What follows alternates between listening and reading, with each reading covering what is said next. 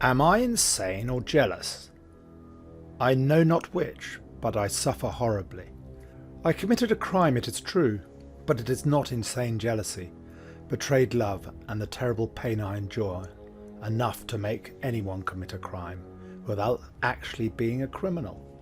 I have loved this woman to madness, and yet it is true. Did I love her? I have loved this woman to madness, and yet, is it true? Did I love her? No, no. She owned me body and soul. I was her plaything. She ruled me by her smile, her look, the divine form of her body. It was all those things that I loved. But the woman contained in that body, I despise her, hate her.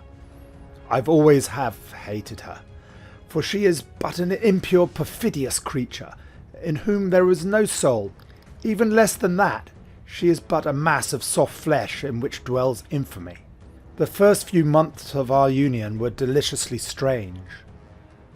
Her eyes were 3 different colours. No, I'm not insane. I swear there were.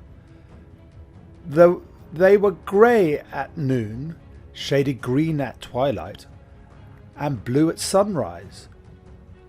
In moments of love they were blue, the pupils dilated and nervous. Her lips trembled, and often the tip of her pink tongue could be seen, as that of a reptile ready to hiss. When she raised her heavy lids and I saw that ardent look, I shuddered, not only for the unceasing desire to possess her, but for the desire to kill this beast. When she walked across the room, each step resounded in my heart. When she disrobed and emerged infamous, but radiant from the white mass of linen and lace, a sudden weakness seized me. My limbs gave way beneath me, and my chest heaved. I was faint, coward that I was. Each morning when she awakened, I waited for that first look, my heart filled with rage, hatred, and disdain for this beast whose slave I was. But when she fixed those limpid blue eyes on me, that languishing look showed traces of lassitude. It was like a burning, unquenchable fire within me, inciting me to passion.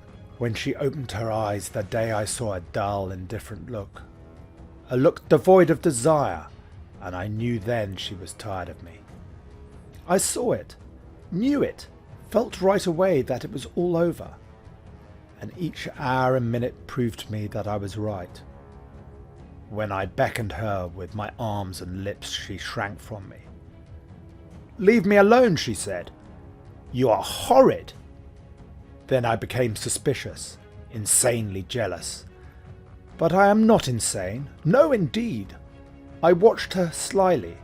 Not that she had betrayed me, but she was so cold that I knew another would soon take my place. At times she would say, "Men disgust me." Alas, it was too true. Then I became jealous of her indifference, of her thoughts, which I knew to be impure, and when she awakened sometimes with that same look of lassitude, I suffocated with anger, and an irresistible desire to choke her and make her confess the shameful secrets of her heart took hold of me.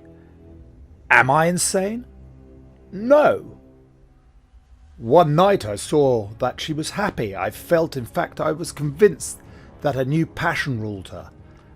As of old, her eyes shone, she was feverish, and her whole self fluttered with love. I feigned ignorance, but I watched her closely. I discovered nothing, however.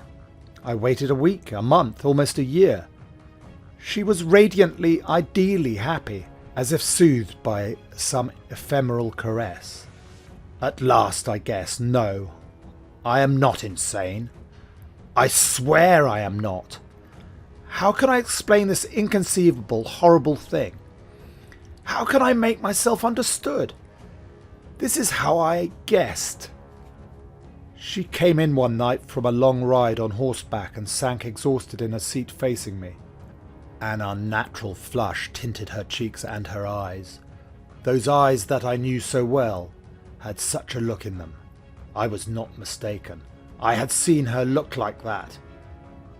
She loved. But whom? What? I almost lost my head, and so as not to look at her, I turned to the window. A valet was leading her horse to the stable, and she stood and watched him disappear. Then she fell asleep almost immediately. I thought and thought all night. My mind wandered through mysteries too deep to conceive.